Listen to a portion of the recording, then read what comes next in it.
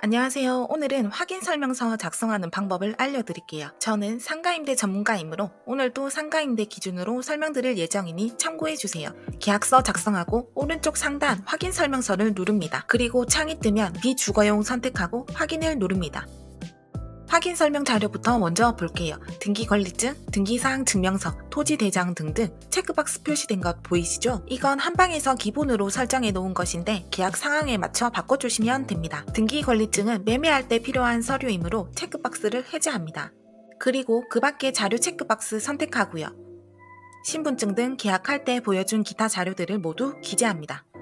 여기서 임대 계약할 때 토지대장과 지적도, 토지이용계획 확인서 생략하시는 중개사님들도 계시던데요. 중개사고인지 아닌지 가려내야 할 때 확인 설명서를 기본으로 하기 때문에 저는 되도록이면 발급 가능한 자료는 다 발급해서 줍니다. 그리고 그 밖의 자료에서 당사자 신분증은 계약할 때 필수 확인 사항이므로 항상 적어놓고요.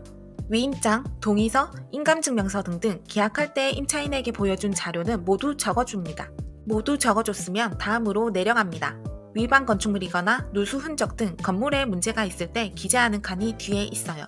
그래서 대상 물건의 상태에 관한 자료는 현재 적혀있는 문구 그대로 두어도 무방합니다. 아래 공인중개사 확인 설명 의무와 실제 거래 가격 신고는 한번 읽어보시면 되고요.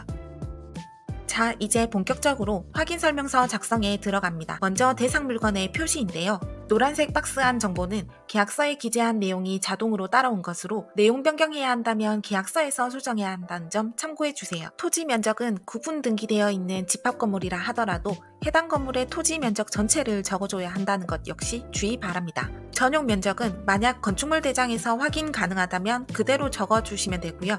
확인이 불가하다면 임대인 또는 현 임차인이 고지한 면적을 적습니다. 이제 지목으로 넘어가 볼까요? 지목은 공부상 지목과 실제 이용 상태로 나눠져 있죠. 공부상 지목에는 토지대장에 기재된 지목을 적으면 되고요. 실제 이용 상태는 말 그대로 지금 어떤 용도로 사용되고 있는 토지인지 적으면 됩니다. 상가는 공부상 지목과 실제 지목이 같은 경우가 대부분입니다. 저도 아직까지 한 번도 다른 적이 없었어요. 하지만 예외는 어디에나 존재하기 마련이죠. 만약 공부상 지목이 전인데 실제로는 상가로 이용되고 있다면 공부상 지목에는 전, 실제 이용 상태에는 대라고 적으면 됩니다. 확인 설명서는 중개사고 판단할 때 가장 중점적으로 보는 자료이기 때문에 거짓을 적으면 안 됩니다. 만약 거짓으로 적었다면 중개사고로 볼 여지가 아주 크니 사실 있는 그대로 적어주셔야 해요. 다음으로 대지 지분입니다. 이 지분은 등기 내용을 그대로 적으시면 되는데요. 토지 소유자가 한 명이면 단독 소유라고 적으시고요. 여러 명이 지분으로 소유하고 있다면 그것 역시 그대로 적으시면 됩니다. 그런데 여기서 한 가지 조심해야 할 부분이 있어요. 영상에 보이는 이미지로 설명드려보자면 홍길동 3분의 1, 김기동 3분의 1, 박길동 3분의 1을 적었는데 박길 이후의 글자는 안 보이죠? 이게 인쇄될 때도 똑같이 잘려서 나옵니다. 그래서 저는 일단 소유자 모두 기입은 하되 인쇄 후에 잘린 부분 확인해서 수기로 적어줍니다. 다른 칸도 똑같이 잘릴 수 있어요. 그러니 인쇄 후에 전체적으로 꼼꼼하게 한번 읽어보셔야 합니다. 다음은 준공연도입니다. 사용 승인일을 기준으로 적어주면 되고요. 만약 연도밖에 적혀있지 않다면 역시 그대로 연도만 기입하면 됩니다. 그런데 사용 승인일이 없다면 기록사항 없음이라고 적어둡니다. 대장에 기록이 없으니까 사실 그대로 적는 것이죠. 다시 한 번 더 말하지만 없는 사실을 적으면 안 됩니다. 건축물 대장에도 없는 내용이라면 공란으로 비워두어도 되는 것 아니냐고 생각하실 수 있을 것 같은데요. 확인 설명서에는 되도록 공란 없이 모두 채워놓는 것이 좋습니다. 협회에서도 권장하고 있는 사항이기도 하고요. 다음은 용도입니다. 이 부분 역시 지목과 크게 다르지 않습니다. 건축물 대장 용도와 실제 용도를 그대로 적으면 되는데요. 건물 하나에 주택, 근생 등 여러 개의 용도가 혼합되어 있다면 계약 목적물에 용도를 기입하면 됩니다. 예를 들어 1층이 근린생활시설, 2층과 3층은 주택인 건물 중 1층을 계약하려 한다면 근린생활시설로 적는 것이죠. 다른 예시를 들어볼까요? 만약 건축물 대장에 단독주택으로 되어 있는 곳인데 현재 꽃집으로 운영하고 있다면 이럴 땐 건축물 대장상 용도에는 단독주택, 실제 용도에는 판매시설로 기입하면 됩니다. 다음 구조 부분 역시 건축물 대장에 기재된 것 그대로 적습니다. 그런데 여기는 실제 구조 이런 게 안 적혀 있죠? 그냥 넘어갑니다. 상가 방향은 주출입구를 기준으로 합니다. 지도와 로드뷰로 방향 확인하고 적어주면 됩니다. 그런데 1층은 잘 알겠는데 2층부터는 어떻게 적어야 하는지 헷갈릴 수 있을 겁니다. 이럴 땐 건물 안으로 들어가는 출입구가 어디에 있는지 확인하면 되는데요. 영상에 초록색 대문 보이죠? 이 건물은 2층으로 올라가는 출입구가 동향에 있어요. 1층과 똑같습니다. 하지만 건물에 따라 1층과 2층 이상 주 출입구가 다른 방향일 수 있으니 지도와 로드뷰 참고해서 기재하시면 됩니다. 다음은 내진 설계입니다. 이것도 건축물 대장 보고 그대로 적으시면 됩니다. 비적용이면 그대로 적는 거죠. 그리고 내지 능력에는 기록사항 없음이라고 저는 적습니다. 내지 능력 옆에 기준표를 클릭해서 대장상 공란 선택해도 되지만 여러 번 클릭해야 되니 저는 조금 번거롭더라고요. 편하신 것 사용하시면 됩니다. 그리고 만약 내진 설계가 된 곳이라면 해당 등급 선택해서 대장상 내용 그대로 적어주면 됩니다. 만약 내진 설계는 되어 있는데 능력 등급 표시가 없다면 기록사항 없음 또는 대장상 공란이라고 적으면 되겠죠. 다음은 위반 건축물 여부입니다. 이 부분은 좀 중요합니다. 영업증 발급 대상 업종의 경우 불법 건축물로 인해 인허가가 안 나올 수 있기 때문이죠. 건축물 대장상 위반 건축물 기록이 없고 현황상으로도 불법 부분이 없다면 적법 선택, 기록사항 없음 또는 해당 사항 없음이라고 적습니다. 건축물 대장에 노란색 위반 딱지가 붙어 있다면 위반 선택 후 건축물 대장 하단에 위반 내용을 그대로 적으면 됩니다. 그리고 건축물 대장에는 위반 딱지가 붙어 있지 않지만 실제로는 불법 부분이 있다면 적법 선택하고 위반 내용의 위반 위치 등을 간략하게 적으면 됩니다. 이는 임차인에게 현황상 위법한 부분에 대해 언급을 했고 이러한 사실을 안 상태에서도 임차인이 계약했다는 것을 의미하기도 합니다. 권리관계입니다. 등기에 있는 내용을 그대로 적으면 되는데요. 만약 등기상 내용과 다른 부분이 있다면 등기상 내용을 먼저 적고 하단의 해당 사항에 대해 별도로 기입합니다.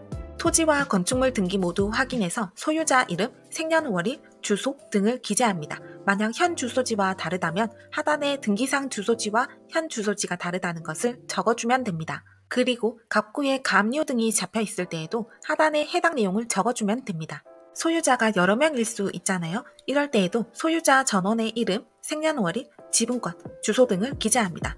여러 명일 땐 각 소유자별 지분권까지도 적어야 한다는 것 주의해 주셔야 해요. 소유권 외의 권리사항으로 넘어가 보겠습니다. 이 부분은 1구의 근저당권, 전세권 등 설정된 권리가 있을 때 적습니다. 설정인, 채권 최고의, 근저당권자, 공동담보 등을 적으면 되고요. 만약 근저당권이 여러 개 잡혀있는 경우엔 그 역시 그대로 적습니다.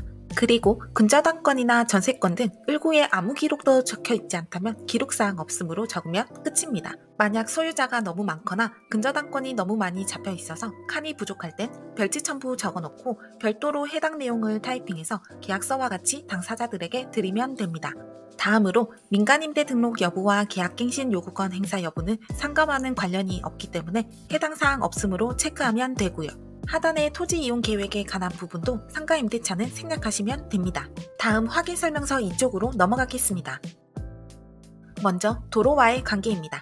도로거리 확인하는 방법은 두 가지가 있어요. 지적도를 발급받아서 계산하는 방식과 네이버 지도나 카카오맵 등을 통해 거리재기 도구를 활용해 확인하는 것입니다. 실제 현장에 가서 거리 측정하기에는 무리가 있습니다. 공무원들도 이 부분에 대해 잘 알고 있기 때문에 거리 오차로 문제 제기하지는 않으니 위 두 가지 중 편한 방법으로 사용하시면 됩니다. 거리를 확인했다면 이제 해당 칸에 기입하면 됩니다. 만약 건물이 하나의 도로만 접하고 있다면 앞부분에 도로거리 적고 다음 칸을 0을 적습니다. 두 도로를 접하고 있으면 해당 칸을 숫자로 모두 채우시면 되겠죠. 세 도로 이상 접해 있다 하더라도 두 도로까지만 적으면 됩니다. 그리고 포장도로인지 비포장도로인지 체크하고 접근성까지도 체크하면 되는데요. 접근성은 역 또는 버스 정류장에서 20분 이상 걸어가야 하면 불편함으로 체크합니다. 그런데 접근성은 지극히 주관적일 수 있기 때문에 개별 판단하시면 됩니다. 다음은 대중교통과의 거리입니다. 이것도 역시 네이버 또는 카카오맵을 통해 확인하면 됩니다. 가까운 역과 버스 정류장 확인하시고 거리재기 활용해서 쉽게 도보거리 확인할 수 있습니다. 그런데 거리재기로 확인한 도보거리 그대로 적지는 않고요. 사람마다 걸음걸이 차이가 있을 수 있으니 저는 조금 넉넉하게 소요시간을 적습니다. 그리고 도보 20분 이상 소요되는 거리라면 차량으로 체크하고 차로 이동했을 때 도착 예상 시간을 적기도 합니다. 참고만 해주시면 될 것 같아요. 다음은 주차장이죠. 이것도 대장 기준으로 적으면 됩니다. 꼬마 상가는 주차장이 없거나 주차 가능 대수가 많지 않을 겁니다. 그리고 아파트 상가동이나 오피스텔과 같은 집합 건물은 공동주차 시설이 대부분이겠죠. 그런데 대장상 주차장은 없지만 현황상 주차 가능한 공지 같은 게 있을 수 있겠죠. 저는 주차 부분에서 어떠한 이슈가 있었거나 확인 설명서에 기재할 필요가 있을 것 같을 땐 주차장 없음 표시하고 기타 옆칸에 주차 가능한 위치 등을 적기도 합니다. 다음은 경비 부분입니다. 꼬마 상가의 경우엔 경비실 없고 자체 관리가 많을 것이고요. 집합 건물은 경비실 있고 위탁 관리하는 곳이 많을 겁니다. 건물마다 다르니 계약 때마다 확인해서 기입하면 됩니다. 이제 거래 예정 금액입니다. 계약서에 보증금과 월세 입력하면 자동으로 따라오는데요. 앞부분에 적힌 금액은 보증금이고요. 관료 안에 있는 금액은 월세입니다. 금액 확인만 하고 넘기시면 됩니다. 개별 공시지가와 건물 공시가격 그리고 세율칸은 상가임대차 계약 시에 생략 가능하기 때문에 넘어가겠습니다. 이제 공시되지 않은 권리사항입니다. 저는 이 부분 굉장히 중요하다 생각하는데요. 상가 전문으로 하시는 분들도 등기에 등록된 근저당권 등에만 신경 쓰고 등기되지 않은 선순위 보증금은 잘 안 물어보시더라고요. 그런데 경매로 넘어갔을 때 배당 순위가 달라지고 보증금 반환 금액이 달라질 수 있기 때문에 선순위 보증금도 꼭 체크해야 한다고 생각합니다. 임차인 현황, 세금 체납 여부 등 해당 칸에 적힌 예시들을 보면서 임대인에게 질문하시고 선순위 보증금 규모도 꼭 파악해서 적어주세요. 제가 매번 계약 때마다 쓰고 있는 문구입니다. 보완하셔서 사용하시면 됩니다. 임대인에게 해당 건물 전체 보증금 규모가 얼마인지 물어봤을 때 시원하게 대답해 주시는 분들이 많지는 않습니다. 이때 저는 요즘 전세 사기 뉴스가 너무 많이 나와서 저희가 이 부분도 체크를 해야 합니다 라고 하는데요. 이 말을 하면 다들 총 보증금 규모를 말씀해 주십니다. 사실 확인까지는 할 수 없는 입장이기 때문에 말씀해 주신 금액 그대로 적으면 됩니다. 적지 않은 것보다는 낫습니다.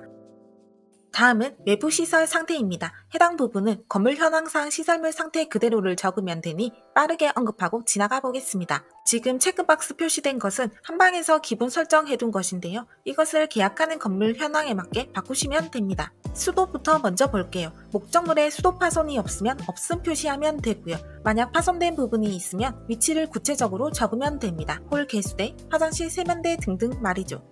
용수량도 전체로 체크합니다. 역시 부족한 부분이 있으면 구체적인 위치를 적어주면 되겠죠. 다음은 전기입니다. 정상이면 정상으로, 전기에 이상이 있으면 교체 필요를 선택하고 위치를 적어줍니다. 저는 형광등 불이 들어오지 않아도 적어줍니다. 가스입니다. 도시가스 설치되어 있고 곧바로 사용 가능하다면 도시가스를 선택, 설치되어 있지 않다면 그 밖의 방식 누르고 미설치, LPG를 사용하고 있다면 LPG로 적으면 됩니다. 소화전과 비상벨도 마찬가지겠죠? 없으면 없음 선택, 있으면 구체적인 위치를 적어주면 됩니다. 다음은 난방입니다. 상가는 보일러가 없고 대부분 난방기 또는 냉난방기를 사용합니다. 만약 보일러가 설치되어 있으면 공급 방식과 시설 작동, 사용 연한에 대해 기재하시면 되고요. 난방기를 별도로 설치해서 사용 중이라면 그 밖의 종류 선택 후 냉난방기 수량 적어주면 되겠죠. 이것조차 없으면 미설치라고 적으면 됩니다. 승강기입니다. 있으면 있음 표시, 없으면 없음 표시, 있는데 작동이 안 되면 불량으로 표시하면 됩니다. 배수도 잘 안 되는 곳이 있다면 구체적인 위치를 적어주시면 됩니다. 그 밖의 시설물은 임대인 또는 전 임차인으로부터 양수받은 시설물 중 고가의 시설물을 중점으로 적습니다. 더메이터는 음식 엘리베이터로 여러 개 층을 운영하는 음식점에서는 아주 유용하게 쓰이는 시설물이죠. 없으면 해당 없음으로 적어두면 됩니다. 마지막으로 벽면과 바닥면입니다. 누수는 중개할 때 제대로 체크하지 않으면 정말 큰 중개사고로 이어질 수 있는 만큼 현장 확인을 꼼꼼히 해야 합니다. 확인해봤는데 균열과 누수가 보이지 않는다면 없음 선택하면 됩니다. 다만 저는 항상 확인 설명서 작성할 때 위치 옆에 건물 노후 등에 따른 발생 가능성 있음이라고 기재합니다. 지금은 깨끗해 보이는 건물이라도 시간이 지남에 따라 균열과 누수가 충분히 발생할 수 있다는 점을 임차인에게 인지시키는 것이죠. 그리고 균열 누수가 발견되었다면 구체적인 위치를 적어두면 되겠죠. 누수 부분은 정말 꼼꼼히 확인해서 모두 다 적어야 합니다. 칸이 모자라면 별지로 적어서 배포합니다. 다음은 바닥면입니다. 바닥이 깨끗한지 더러운지 판단하는 것은 지극히 주관적이므로 깨끗해 보이는 바닥이라 하더라도 보통으로 표시해 두는 것을 권장합니다. 그리고 수리가 필요한 부분이 있다면 구체적인 위치를 적어두시면 되겠죠. 운영하고 있는 사무실이 일반 사업자이면 일반 선택하시면 되고요. 아니면 간이를 선택하면 됩니다. 그리고 상가는 자동으로 0.9% 계산된 중개보수가 표시되는데 별도로 협의된 금액이 있으면 고쳐주시면 됩니다. 다만 0.9%를 넘겨서는 안 되겠죠. 그리고 실비는 보통 잘 안 받습니다. 하지만 중개보수를 너무 많이 깎은 상황이라면 등기 발급 비용 등 실비 청구하는 것도 방법이라고 볼 수 있겠네요. 다음으로 지급 시기입니다. 공인중개사는 계약서 작성이 완료되면 중개보수 청구를 할 수 있습니다. 공인중개사의 고의과실로 계약이 깨지는 게 아니라면 말이죠. 저는 계약서 작성일에 받습니다. 계약서 보낼 때 처음으로 해당 부분 인지시키고 계약서 작성일 전날 지참 서류 등을 정리해서 문자로 보낼 때 또 언급합니다. 이렇게 하면 푸념은 하시더라도 계약서 작성 후 앉은 자리에서 입금해 주시더라고요. 하지만 여러 차례 언급했는데도 끝내 잔금을 치르고 보내주시는 분도 한두 명 있기는 합니다. 드디어 마지막입니다. 영상 가장 앞부분에서 노란색 박스는 계약서에 기재된 정보가 자동으로 따라온 것이라고 언급했었죠. 그러므로 여기 정보를 수정해야 한다면 확인 설명서 창을 닫고 계약서에서 수정하면 됩니다. 지금까지 잘 따라오셨나요? 오늘도 긴 영상 봐주셔서 너무 감사드리고요. 다음 영상에서 뵙겠습니다.